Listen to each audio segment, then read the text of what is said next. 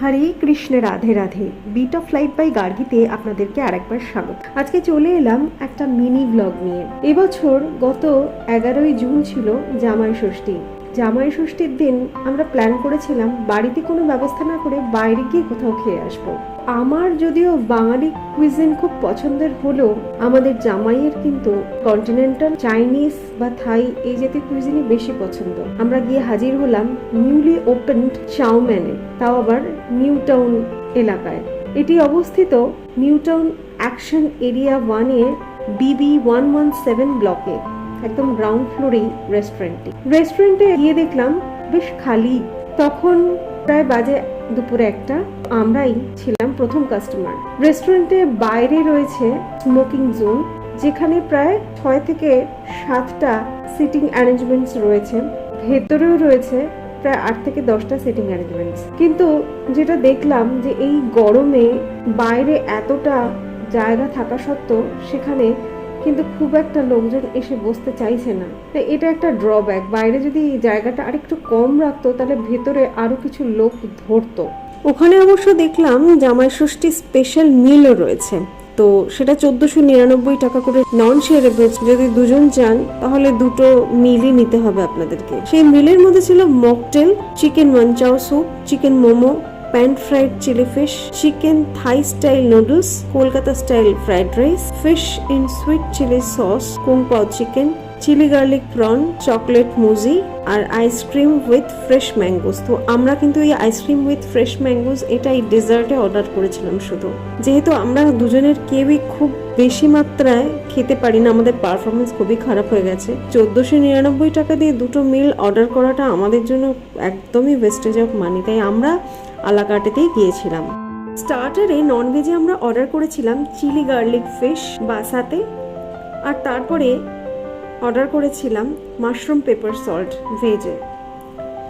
তো mushroom paper সল্টটা আমার average লাগলেও চিলি গার্লিক ফিশটা কিন্তু অসাধারণ লেগেছিল। আর একটা জিনিস লক্ষ্য করলাম, মেনুতে যা সব আইটেমস আছে সেগুলো যে কোনো কিছু বললেই ওখানে অ্যাভেলেবেল আছে তা নয়। আমার মনে হয় যেহেতু আউটলেটটা নতুন ওপেন হয়েছে তাই সমস্ত ডিশ কিন্তু অ্যাভেলেবেল নেই। যেটাতে ওনারা বেশি কমফোর্টেবল সেটাই ওরা সাজেস্ট করছেন।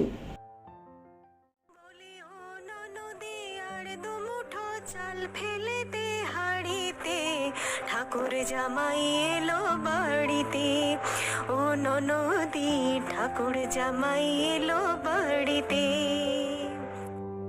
ইনি বিনি টাপাটিনি টানাটুনি টাসা, সাহেব বাবুর বউয়েছে দেখতে ভারী খাসা।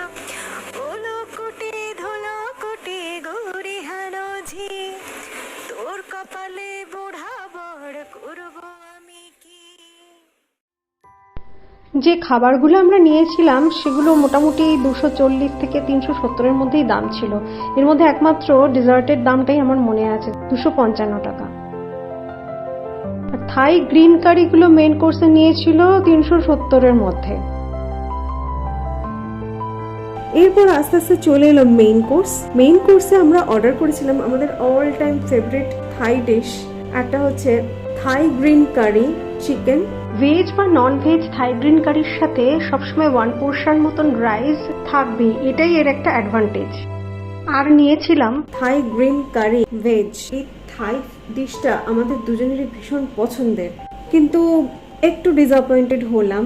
ঠিক প্রপার যে ফ্লেভারটা থাই গ্রিন কারির হয় সেটা কিন্তু পেলাম না, কিন্তু ওভারঅল ভালোই লেগেছে। আর কোয়ান্টিটি কিন্তু প্রচুর ছিল, আমরা শেষ পর্যন্ত খেতে পারলাম না, প্যাক করিয়ে বাড়িতে নিয়ে আসতে হলো।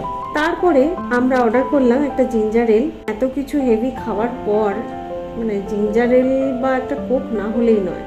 BB 117 অর্থাৎ যে বিল্ডিং এর গ্রাউন্ড ফ্লোরে চাউম্যান রয়েছে সেটা কিন্তু ছোটখাটো একটা ফুড মল বলতে পারে।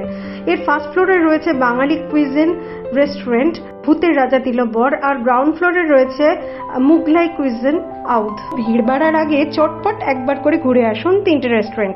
বিল্ডিংটার গ্রাউন্ড ফ্লোরে রয়েছে HDFC, ICICI ব্যাংক, অ্যাক্সিস ব্যাংকের ATM। তবে বিল্ডিংটাতে কোনো পার্কিং লট নেই। যারা গাড়ি নিয়ে যাবেন তাদেরকে সার্ভিস রোডের উপরেই গাড়ি রাখতে হবে, বাট দ্যাট ইজ সেফ।